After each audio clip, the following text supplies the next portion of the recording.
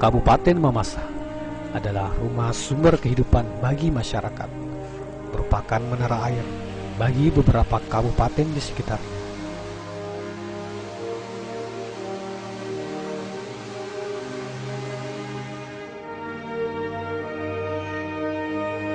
Mamasa merupakan satu dari 5 kabupaten yang terdapat di Sulawesi Barat dengan luas wilayah 530 km bujur sangkar yang mayoritas masyarakatnya dihuni oleh etnik Toraja yang berprofesi sebagai petani.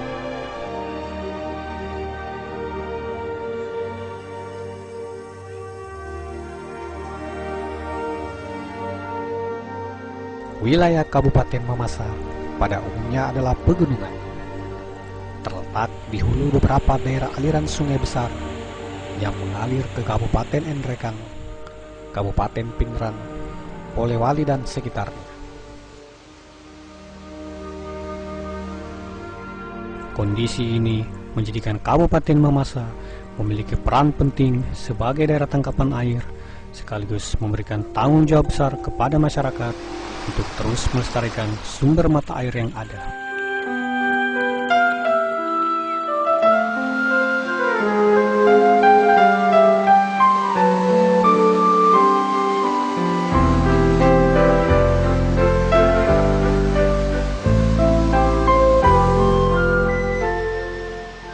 Namun, perlahan tapi pasti, kondisi hutan di Kabupaten Mamasa mulai mengalami kerusakan. Ini diakibatkan oleh adanya kegiatan penebangan hutan untuk areal pertanian yang tidak terkendali, konversi hutan alam menjadi hutan pinus, sehingga menyebabkan rusaknya daerah tangkapan air di kawasan hulu yang berdampak pada penangkalan dan hilangnya sumber mata air.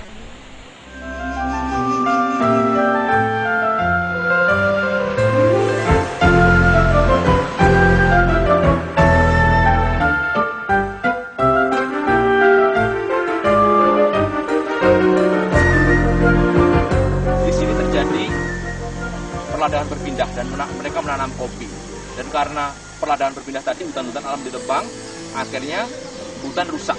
Dan pada waktu sekitar tahun 70-an ke atas, pemerintah mempunyai program penghijauan dan menggunakan tanaman pinus, yang sebuah tanaman yang bukan asli sini tapi asli dari Sumatera Utara, yang cocok sekali di sini. Dan sekarang kalau kita lihat baik di Toraja maupun di Luwu Utara maupun di Mamasa ini, itu ternyata banyak dikonversi menjadi hutan-hutan pinus. Seperti kita lihat di sini, kita lihat perbedaannya antara hutan alam dan hutan pinus.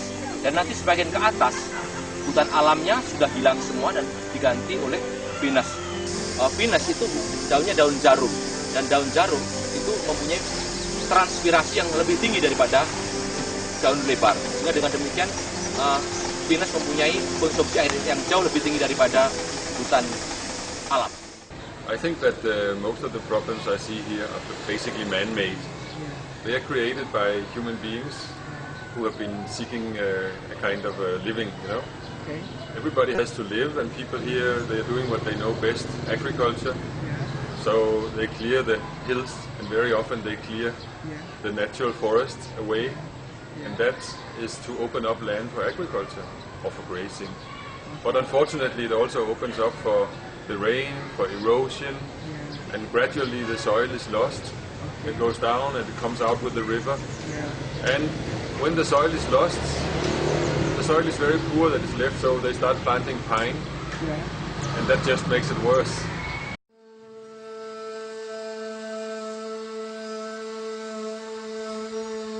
Melihat kondisi tersebut, upaya rehabilitasi daerah tangkapan air di Kabupaten Mamasa harus segera dilakukan. Sejak April 2010, LSM Operation Wallace Trust, sebuah lembaga yang bergerak di bidang pemberdayaan masyarakat dalam pelestarian lingkungan, dengan dukungan pemerintah Denmark atau Danida, mulai melakukan kegiatan penyadaran dan bantuan teknis kepada masyarakat Mamasa dalam upaya rehabilitasi daerah tangkapan air di beberapa kecamatan penerima bantuan langsung masyarakat, program pembangkit listrik tenaga mikrohidro. Salah satu upaya yang dilakukan yaitu melalui gerakan penanaman. Kalau air tadi tidak dipelihara dengan bagus hutannya, maka suatu saat air nanti akan habis. Mamasa ini sebagai hulu daripada sebuah daerah aliran sungai.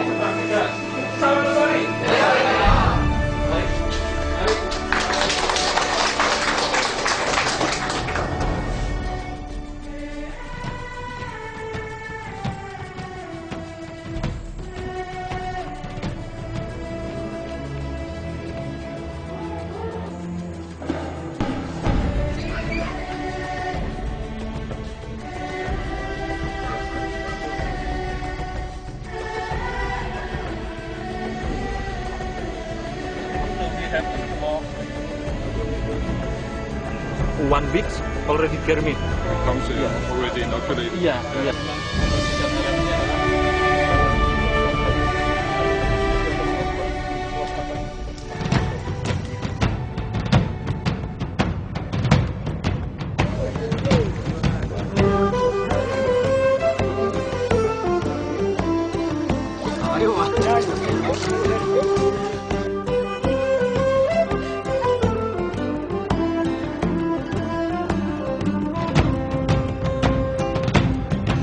Kami menyampaikan selaku pemerintah Kabupaten Mamasa dan terlebih khusus kepada Kecamatan Sesena Padang dan lebih khusus di Desa Orbo Selatan yang tersentuh program ini sangat bermanfaat, di mana lahan-lahan kritis yang begitu banyak di Desa Orbo Selatan ini, dan ketika program ini masuk, ya tentunya program ini akan kembali memperbaiki lahan-lahan yang tadinya kritis. Kita berharap 1, 2, 3 tahun ke depan program ini akan berdampak di masyarakat di lapangan sehingga daerah tangkapan air bisa dilestarikan dan dapat bermanfaat bagi masyarakat itu sendiri.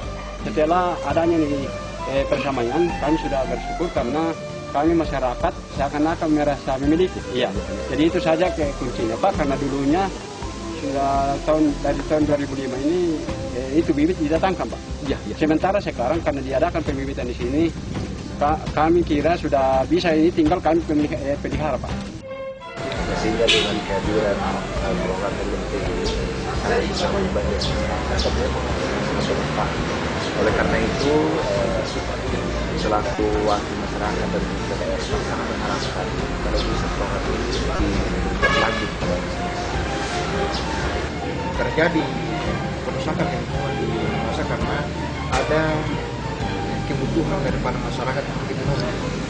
Salah satu contoh artinya masyarakat bisa masuk daerah kawasan hutan lindung itu karena mereka mau mencari penghidupan, karena di daerah pesisir daerah kota sudah tidak bisa menjamin kelangsungan hidup mereka. Dan itu salah satu permasalahan yang selama ini kami melembah dengan pemerintah daerah untuk cari solusi yang terbaik untuk masyarakat yang berdiam di daerah kawasan.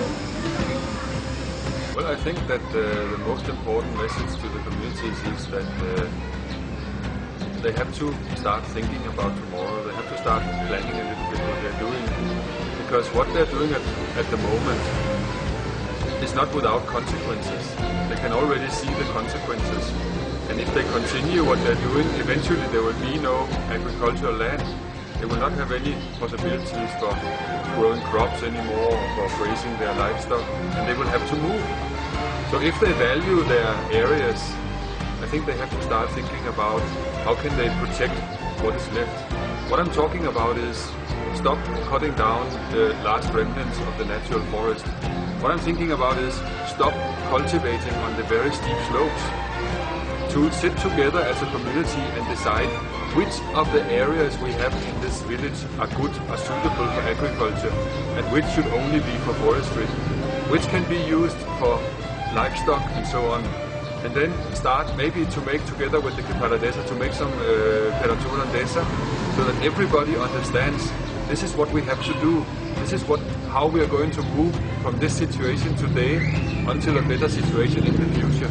That is, I think, what I would tell the villagers. Stop letting everyone do as he pleases, but let them work together for a much better future. Otherwise, I think in few years, 5-10 years, they will have to move somewhere else. Kita lihat di mana-mana kelihatan air bersih memancar dari sisi jalan, dan air bersih, dan itu menunjukkan bahwa vegetasi di atas masih sangat bagus. Dan inilah kepentingan kita untuk memproteksi di daerah hulu. Karena daerah hulu adalah merupakan menara air dari sebuah daerah aliran sungai besar yang merupakan sumber air bersih. Dan apabila kita tidak kita lindungi, maka dia akan semakin rusak dan kita tidak akan mendapatkan air lagi rusak nanti.